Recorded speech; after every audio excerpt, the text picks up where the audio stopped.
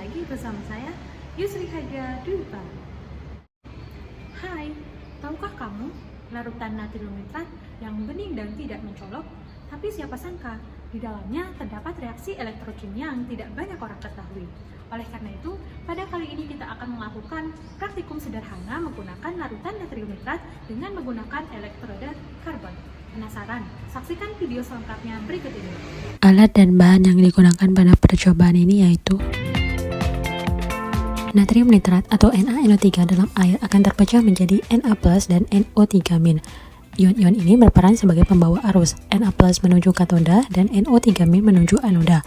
Namun, baik Na+ maupun NO3- tidak mengalami reaksi elektrolisis langsung karena Na+ sangat sulit direduksi dibandingkan dengan air. Karena kedua ion tidak aktif secara elektrokimia, maka reaksi airlah yang terjadi di kedua elektroda. Kemudian, NO3- sangat stabil dan tidak mudah teroksidasi. Pada katoda terjadi reduksi air yang menghasilkan gas hidrogen dan ion OH-, sehingga larutan di katoda menjadi basah. Kemudian, pada anoda terjadi oksidasi air yang menghasilkan gas oksigen dan ion H+, yang menyebabkan larutan di sekitar anoda menjadi asam.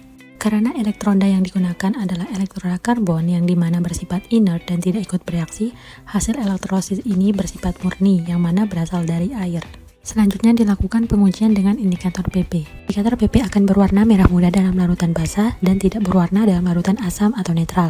Berdasarkan pengamatan, pada katoda, ion OH- terbentuk yang menyebabkan pH naik sehingga larutan berubah menjadi merah muda. Selanjutnya, hukum Faraday merupakan lanjutan dari sel elektrolisis. Hukum Faraday 1 menyatakan bahwa jumlah zat yang dihasilkan pada elektroda sebanding dengan jumlah arus listrik yang dialirkan dalam larutan. Untuk rumusnya seperti pada gambar. Kemudian hukum Faraday 2 menyatakan bahwa jika arus listrik dialirkan dalam beberapa sel elektrolisis yang dihubungkan secara seri, maka jumlah massa zat-zat yang dihasilkan pada tiap-tiap elektroda sebanding dengan massa ekuivalen masing-masing zat tersebut.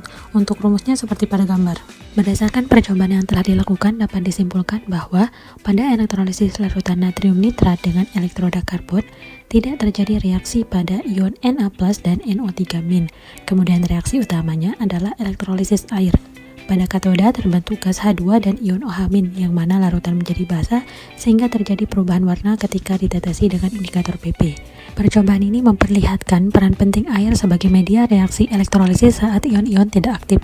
Kemudian efek pH lokal dapat digunakan sebagai indikator reaksi elektrokimia, serta elektroda inert seperti karbon memungkinkan pengamatan reaksi air secara murni tanpa reaksi elektroda.